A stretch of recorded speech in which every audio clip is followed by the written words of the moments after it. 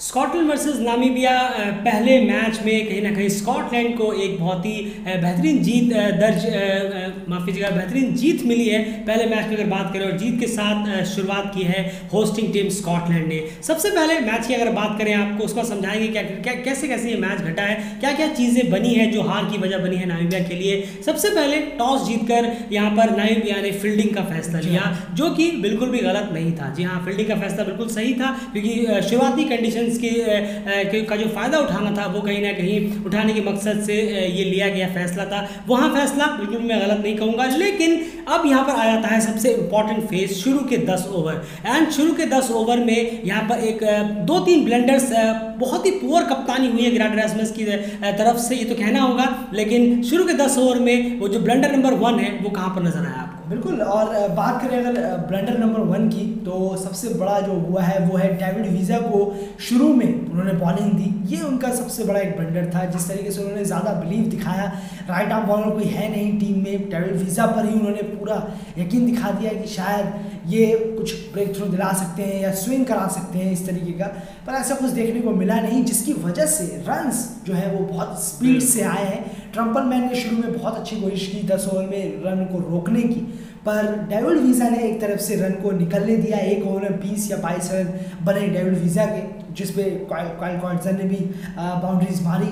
वो ओवर काफ़ी कारण बना जो 10 ओवर में ही टीम के पावर प्ले में ही 50 रन के पार बन गए, जबकि वहाँ पर रन काफ़ी कम हो सकते थे। तो इसके लिए ग्रांट एरास्मस की कप्तानी जिम्मेदार है, और डेविड वीज़ा भी कहीं ना कहीं ज़रूर है, क्योंकि वो शुरू में बॉलिंग कराने इतने ज़्यादा वो नहीं है जितना उनसे बिलीव कर रहे थे ग्रांट एरास्मस। बिल्कुल, यहाँ पर रियान फ्रैलिंग और लुंगा मिनी को ट्राई करना चाहिए था किसी भी हाल में। आप ट्रम्पलमैन एक तरफ से अंकुश लगा रहे थे, बॉल्स निकाल रहे थे, एजेस ऑलमोस्ट उनके बॉलिंग में आ रही थी, वही दूसरी तरफ डेविड वीज़ के खिलाफ बहुत ही आसानी से जो दो ओपनर्स हैं वो स्कोर करते हुए नजर आ रहे थे। वो एक लूप होल की वजह से एक अच्छा बेस मिल गया स्कॉटलैंड को, जो कि 50 पर 0 विकेट था, जब उनको अच्छा खासा बेस मिल गया 9-10 ओवर तक। तो यहाँ पर एक बहुत बड़ी कप्तानी ब्लंडर जरूर हुआ है। वहीं पर काइल कॉइटजर और उनकी बात करें तो एक अच्छी शुरुआत अपनी टीम के लिए जरूर दिलाई है। उसके बाद 11 ओवर से 40 ओवर के बीच की अगर हम बात करें यार, तो उससे पहले एक छोटा सा फेस और आ जाता है।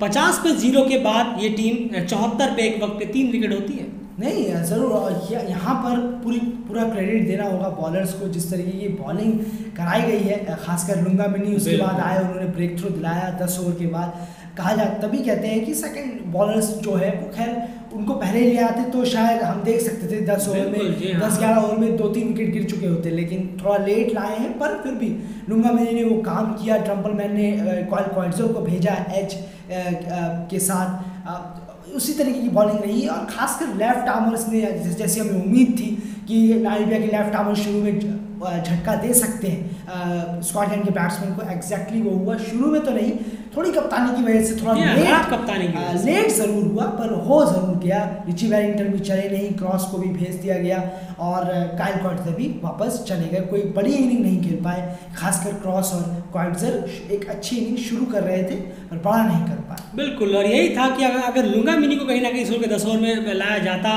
और रॉबर्ट ट्रम्पलमैन लुंगा मिनी दोनों एक साथ अगर बॉलिंग करा रहे होते, तो कहीं ना कहीं आप 30-40 या 50 पर 2-3 विकेट स्कॉटलैंड के देख सकते थे, जो कहीं ना कहीं चूक गई नामीबिया की टीम। खास करके मैं कप्तानी की यहाँ पर बात करूंगा। उसके बाद 74 पे 3 के बाद एक बेहतरीन पार्टनरशिप हमें देखने को मिली है, सिर्फ रनों के लिहाज से नहीं, और बहुत सारी चीज़ें उस पार्टनरशिप में थी। जरा समझाने की कोशिश करेंगे आप। कैलम मैकलिऑड और जॉर्ज मनसे के बीच में ये जो पार्टनरशिप हुई है, इसको आप किस तरह से देखते हैं? और बॉलें जो इन्होंने खेली है, दोनों ने मिलकर 24 ओवर निकाले। ज़रूर, और क्वालिटी टीम है। क्वालिटी आप ऐसी टीमों से ही एक्सपेक्ट कर सकते हैं कि इस तरीके की बैटिंग, कभी ये हार नहीं मानती, ये टीमें दिखाती हैं, और ये क्वालिटी स्कॉटलैंड में बहुत ज़्यादा है। बैट्समैन ने जिस तरीके से रिस्पॉन्सिबिलिटी लेके इनिंग खेली है, स्ट्राइक रेट को आपको 60 के अबव रखा मैकलिऑड ने, मनसे ने 90 स्ट्राइक रेट रखा है, तो ये बहुत काबिल तारीफ़ है। ये बैट्समैन की एक क्वालिटी है। क्वालिटी बैट्समैन दर्शाता है कि मेरे अंदर क्या खूबी है, क्या खासियत है। जब विकेट बचाना था तब उन्होंने विकेट बचाया, और जब एट द लास्ट, जब उसके बारे में बात करेंगे, पर मिड फेस में जब सबसे ज़्यादा ज़रूरत थी, वहाँ पर स्कॉटलैंड के बैट्समैन ने वही क्वालिटी दिखाई जिसके लिए वो, जो उनके पास वैसे बैट्समैन हैं बाकी टीमों में इतनी लैग करते हुए नजर आते हैं भी तो चलते नहीं है, पर स्कॉटलैंड में ऐसा ज़रूर है, जैसे कि हमने कहा ही था कि एक के इर्द गिर्द इनिंग यहाँ घूमती है। अब एग्जैक्टली वो पहले मैच में ऐसा देखने को नहीं मिला। बिल्कुल, तो कहीं ना कहीं बहुत ज़बरदस्त पार्टनरशिप यहाँ पर हुई और इसी की बदौलत कहीं ना कहीं टीम जो है एक अच्छे स्कोर की तरफ बढ़ती रही। अब यहाँ पर वापस से वो कप्तानी का फेस आ जाता है कि एंडिंग की मैं बात करूँ तो एंड में जब आपने बीच में इतने सारे ओवर्स करा लिए तो एंड में आपके पास जो आपके स्ट्राइक बॉलर्स हैं उनके ओवर्स बचने के बावजूद भी आपने वहाँ पर ज़बरदस्ती, पहले तो ग्रांट रासमस खुद आए वहाँ पर जहाँ पर उनके एक ओवर में शायद 16 करीब रन आ गए थे। उसके बाद डेविड वीज़ा लास्ट में बॉलिंग कराते हुए नजर आए, जबकि आपके पास रुबेन ट्रम्पलमैन और फ्राइलिंग के ओवर बचे हुए थे। यहाँ पर मैं कहूँगा डेविड वीज को आपको उस वक्त लगाना चाहिए था जब 74 पे 3 थी स्कॉटलैंड टीम और वहाँ पर वो बिल्डअप करने की कोशिश कर रही थी। अगर आप वहाँ पर लगाते तो वहाँ पर आप कुछ ओवर्स लुंगा मिनी के बचा सकते थे, कुछ ओवर्स और रुबेल और फ्राइलिंग के दोनों को ओवर बचे थे, फिर भी आप ज़बरदस्ती रुबेल ट्रम्पलमैन और आप खुद अपने आप को लेकर आए, जो कहीं ना कहीं और ज़्यादा स्कोर लास्ट में खिंचता चला गया। लास्ट के ओवर की बात करें तो मनसे ने भी स्कोर्स किए, माइकल लीक्स ने भी और क्रिस ग्रीन ने कुछ ना कुछ हाथ खोले हैं। जी हाँ बिल्कुल, और कहना होगा कि माइकल लीक्स ने तो वो गलत फैसला ही था कि लास्ट में ओवर देना, खुद को ज़्यादा ओवर देना, वो बहुत गलत फैसला था। एक जब ट्रम्पलमैन फ्राइलिंग के ओवर बचे हैं उनको भी पूरे ओवर कराने देना चाहिए था, ये ग्रांट रासमस से गलती ज़रूर हुई है। डेविड वीज़ा ने शुरू में थोड़ी सी खराब बॉलिंग कराई, उसके बाद जो बीच में थोड़ा रिकवरी की, इसलिए उनका 4 का ही इकोनॉमी रेट रहा है, वरना तो शायद बहुत ख़राब होता, 6 के करीब पहुंच जाता अगर वो थोड़ा सा बीच में आके ठीक नहीं करते तो। लेकिन वहीं पर उनसे करा देना चाहिए था, लास्ट तक लेके नहीं आना चाहिए था, ये ज़रूर है। और खुद इतना ज़्यादा खुद को लेके आए हैं और उस पर भी एक्सपेंसिव हुआ है। लास्ट में जिस तरीके से लीस ने उन पर रन बटोरे हैं वो भी काफ़ी थे, बजाय ट्रम्पलमैन और फ्राइलिंग के उनको बिना लगाए थोड़े से रन बचाए जा सकते थे बजाय खर्च करने। बिल्कुल, तो कहीं ना कहीं ग्रांट रासमस की खराब कप्तानी में मैं ज़्यादा दोष दूंगा कि स्कॉटलैंड की टीम जो है वो 250 क्रॉस करने में कामयाब हुई है। डेफिनेटली बहुत ही पुअर कैप्टनसी, बहुत ही पुअर जजमेंट ग्रांट रासमस बहुत ज़्यादा हो गए। 74 पे 3 के बाद आपके पास जब अच्छे अच्छे बॉलर्स के ओवर्स बचे हुए, मोटे के बचे होने के बावजूद भी 250 टीम पहुंची है। ये नहीं कह रहा कैलम मैकलियोड और मनसे की तारीफ नहीं होनी चाहिए, डेफिनेटली होनी चाहिए, ज़बरदस्त रही है, लेकिन उससे ज़्यादा खराब कप्तानी ग्रांट रासमस की आज के मैच में रही है। जे स्मिथ ने बॉलिंग नहीं कराई है, इंजरी कंसर्न है, इस वजह से शायद उन्होंने खुद को रेस्ट दिया है। दोनों काम एक साथ करने से फिलहाल वो बचने की कोशिश कर रहे हैं। 259 का जो चेज है वो किसी भी हाल में इतना आसान लग नहीं रहा था नामीबिया के लिए, खास करके स्कॉटलैंड के सामने बॉलिंग को देखते हुए, और बिल्कुल ऐसा ही हुआ यार। लेकिन यहाँ पर एक चीज़ कहनी होगी, 5 रन पर 2 विकेट, शायद 8 रन पर 3 विकेट गिर गए थे टीम के और 5 रन पर 2 विकेट हो गए थे। बॉलर का उसमें कोई भी हाथ नहीं था, इतने खराब शॉट खेले हैं, ऐसा लग रहा था कि स्पिनर्स को विकेट जरूर मिल गए वहाँ पर हमजा ताहिर को, लेकिन आप जरा शॉट देखिए जो 2 शुरू के विकेट गिरे हैं। पहला विकेट जब वो अचानक से पता नहीं वो कौन सा शॉट खेलने लग गए जब बॉल स्किड हुई, और दूसरा विकेट जो हमने देखा वो भी बोल्ड होते हुए। बिल्कुल, और ये स्पिनर को विकेट देना, ये ओवरसीज़ के बैट्समैन बहुत ज़्यादा हाइपर हो जाते हैं जब भी स्पिनर को लगाया जाता है, तो ये चीज़ें बहुत ज़्यादा देखने को मिलती है। डिवान लॉकॉक भी बोल्ड हुए, सीधी कॉल आई, उन्होंने अब आगे जाने के बजाय वो बैकफुट पे गए और ख़त्म, बस स्टंप उड़ गया। वो उनसे गलती हुई, जज नहीं कर पाए वो अपने आप को, बॉल को, माफ़ कीजिएगा।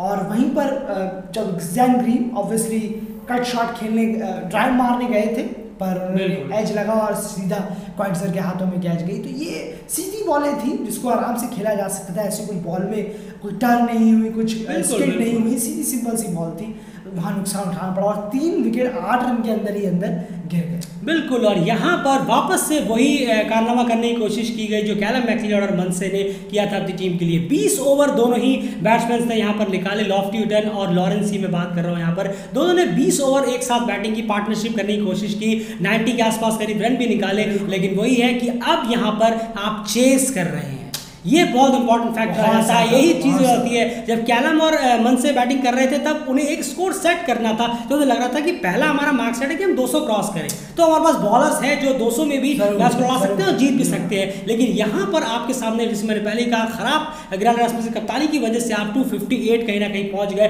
तो उसको चेस करने के लिए आपको रन रेट भी अपना अच्छा लेके चलना है, और उसी रन रेट को अच्छा करने के चक्कर में टीम आगे बढ़ तो रही थी, लेकिन 20 ओवर में सिर्फ 90 रन की वजह से रिक्वायर्ड रन रेट जो है वो बहुत हाई होता चला चला गया, जिसकी वजह से अननेसेसरी शॉट्स खेलने पड़े और अपना विकेट इस पार्टनरशिप में गंवा दिया। जरूर, और बिल्कुल सही जा रहे थे, अच्छा खासा चल भी रहा था, पार्टनरशिप हो भी रही थी। आप देखिए 104 पे चौथा विकेट गिरा है, बिल्कुल। तो 96 रन की पार्टनरशिप हुई है इन दोनों की। लॉफ्टी डॉन और हम बात करें लॉरेंस के बीच में अच्छा खेल रहे थे, लेकिन लॉफ्टी डॉन का जैसे ही विकेट गिरा 50 के बाद तुरंत वो आउट हो गए। लॉन्ग इनिंग नहीं खेल पाना ये एक दिक्कत है चेस में। अगर आप चेस कर रहे हैं तो किसी एक या दो प्लेयरों को लास्ट तक जाना होगा, तभी वो चेस सक्सेस हो सकता है, क्योंकि अमूमन ऐसा ही होता है। क्योंकि अगर एक दो बैट्समैन ऊपर से है लॉन्ग इनिंग में, तो लॉन्ग चेज में, तब नीचे से भी आपको मदद मिल सकती है, लेकिन कोई टिका नहीं।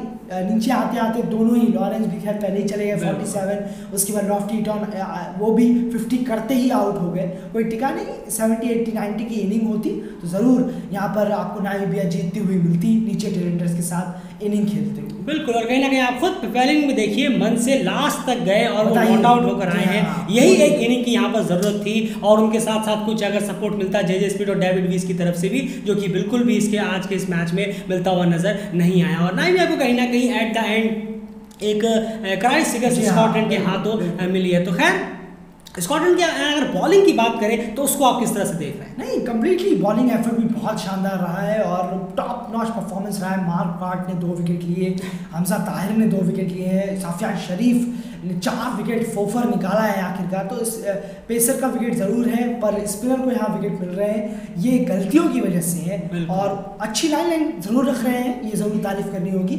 लाइन लेंथ अच्छी रख रहे हैं, तभी उन्होंने इकोनॉमी में बहुत अच्छे रहे हैं कि हाँ ज़्यादा रन खर्च नहीं किए हैं, कंजूसी से दिए, वरना फिर टीम आसानी से रन मार सकती थी इन लोगों के ओवर में, लेकिन वो हुआ नहीं।